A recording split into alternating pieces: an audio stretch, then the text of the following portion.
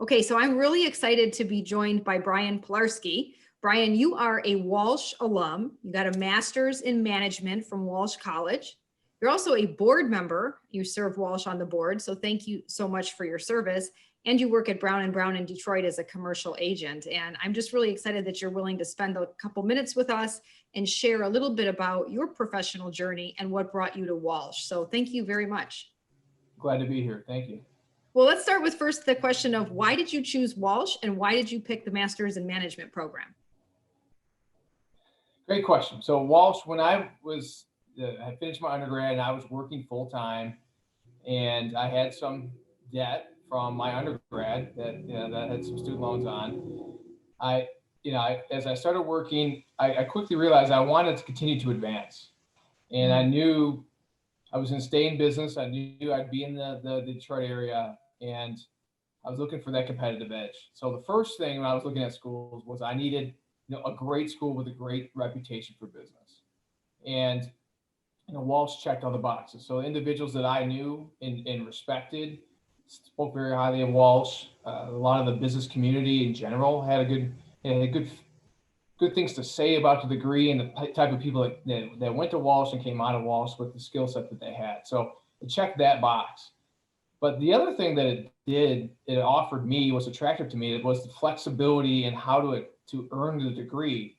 With 4 semesters, it brought to me a few different things. It brought the ability to spread the workload, because I think with most of the students at Walsh, they're working, they have family obligations, they have other things in their life, and they're doing this, at night and on weekends. So having 4 semesters allowed me to kind of spread that workload. It also overcame some of the reservations, like, can I do this? Will I fail at this? Will I have enough time for it? So it was a hedge for me to be able to do that, which I call flexibility. The second, it allowed for the financial flexibility of spreading out the payments. I was paying for this as I go. I didn't have an employer handling this, and I was just starting off my career. So it checked the reputation box, it checked the flexibility boxes, and that's the rest was history. So I signed up and I did it. I love how you said that about how you made that investment, because you didn't have employer reimbursement at the time you made the investment.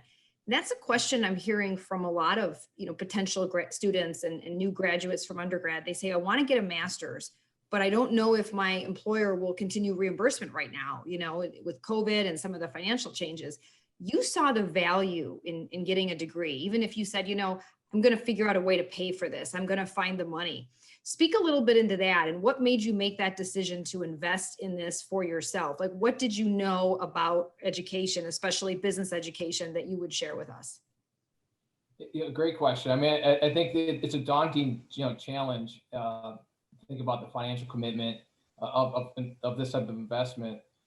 I wanted to advance. I didn't know what I wanted to do. I was relatively younger in my career, and just getting a taste of the professional workforce. And it just kind of was instilled in me, like, you got to continue to achieve and maybe get promotions. I wanted to earn more income. I wanted to, have success and have a rewarding career, and the patience of a younger professional, is very little. So, right. So what I found in researching, to answer the question of why, pursue a master's and consider the investment was, I needed either to wait 10, 15, 20 years to have experience for certain types of positions, promotions, or things or angles I was looking at to, climb the corporate ladder or do different things, or have a master's degree or equivalent of that type of educational background. So the technical competency could augment time. So that investment would save me 10 years, 15 years, or it would allow me to apply and be considered for certain positions that I was looking at. So a lot of managerial, executive type positions in the type of field that I was looking at required a master's degree. Mm-hmm. So there was, was a couple different motivations behind that. Yeah, and the expense was daunting, but like most things, it sometimes, objects may appear, bigger than they really are, or whatever that saying is. Once you start to get into it little by little, it was affordable, and I'm glad I did it when I did it. That is so great. And Walsh does work with students too to make it affordable, not just overall, it's very affordable, but also along the way, how you pay for it. because we know that a lot of our students are working professionals, and whether they have tuition reimbursement or not, it's still an investment of their time and their money in doing it. But you said something really key there that I think is important is, you realize that this would help you along your professional journey because it's like speed to time. You realize that you were going to be able to get further and be considered for opportunities that maybe without a master's you wouldn't have been. So those weren't right there at the table right in front of you, but you knew that those would be there. And I think a lot of times our students have that mentality, that they're the long game, mindset of, we know that, by making this investment, it helps us today, but it helps us tomorrow. So yeah, it's a great example of that. I think that's so key. Now, when you were at Walsh and you did your master's, what do you think were 2 or 3 takeaways, like real distinctives you could say, wow, not only was Walsh really good at business education, but I'm so glad I learned these things because they helped me so much in my career? Great question. I think what stands out in my mind the most of the Walsh education and the experience, the one thing above the education was the writing skills that I was forced to obtain through the education, through the program. So what I mean by that is, I say this to a lot of people and having discussions that you're referring to about considering a master's and should I, and trying to understand, what it entails. And, I say in undergrad, I learned about business. I learned the technical stuff about it. And in the master's program, I wrote about it. So I would write about business topics and different discussion points. So, one of the most important skill sets I learned was the ability to write about business problems and present the case and make presentations and collaborate with people through written communication.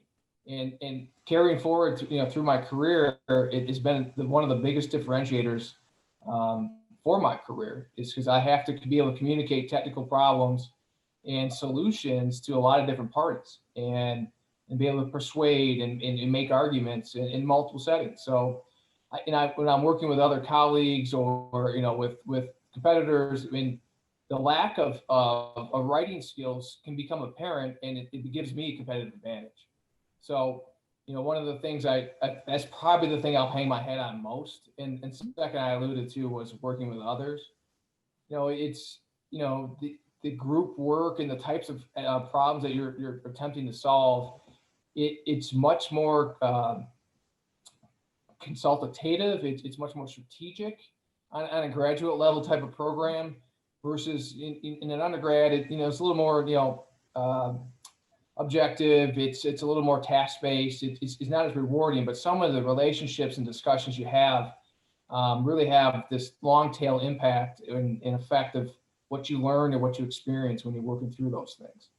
Oh, I love that. That is so key too, because so many times, you don't always see the benefit of something until you're out. And we've heard that from students as well, that they really learned how the language of business, how to communicate, how to problem solve, how to make decisions, how to apply creativity. And then, like you said, how to present that to create a compelling business case. So important in business, especially in anything you're doing with sales or business development or your networking. You got to be able to have those skills. So that is really key. What advice, Brian, would you have to people right now in their career, to young people coming through, or if a student is thinking about a master's and they're saying, okay, you know what, I'm really interested.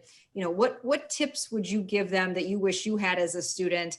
And also, thinking about the world where we're going post-COVID, what advice might you give to incoming master students who are saying, all right, I'm going to jump in. I'm thinking like Brian, I want to expand my career opportunities. What would be your advice? Well, there's a lot there. I heard this from a family member, a great aunt. She said something when I was on the fence, similar to me, the discussions, point you asked about considering a master's, or I was leaning towards it. She said something simple, and I don't know if it's profound, but this is a simple comment. Time's going to pass no matter what. So the circumstances and events that are occurring right now, the uncertainties going on, regardless if it's good, bad, or unknown, time is still going to pass. And what I took from that, it always stuck with me, was I need to do something with this time. And, I had priorities. I knew I wanted to do as best I could in my career. I knew I wanted to continue to improve. And I felt this continuing my education here would allow me to do that. It pushed me outside of comfort zone. I was, uncertain. I could, do some of the coursework. Could I pass it? If it got difficult, would I fail? But so it challenged me too. So those students that are just about to start, put your head down, work hard, step by step, you'll get through it. And at the end of the tunnel, you're so glad you did it. And sometimes I look back and say, I can't believe I did that. And I'm glad I did it when I did it, because I think as life goes on, as time goes on, it gets harder and harder for a variety of reasons to make this type of commitment, to make this type of investment. So I think there's no time like now to do that. I think in uncertain times, I have a lot of clients and people I know that when things are uncertain and when there's chaos, they lean in, they invest heavier, they expand, they grow. And then when things come together, they're that much farther ahead. So I look at education the same way. I think this is the ideal time to do this. We saw this with the 2008, 2009 recession. We saw a larger push towards individuals investing themselves with a graduate degree or finishing a degree or a specialty certification. This is the time to do it. So when things, let's call it, become more certain or settle or improve or whatever term you want to put, you're already well positioned, and you use the time that passed no matter what to better yourself. Yeah. Oh, I like that so much about how it isn't even just a good time. It is the time. Now is the time to go in and invest so that no matter what, you secure and advance your future. Brian, thank you for taking the time today to share this. Great words of wisdom, great advice, and thank you so much for your support and service to Walsh.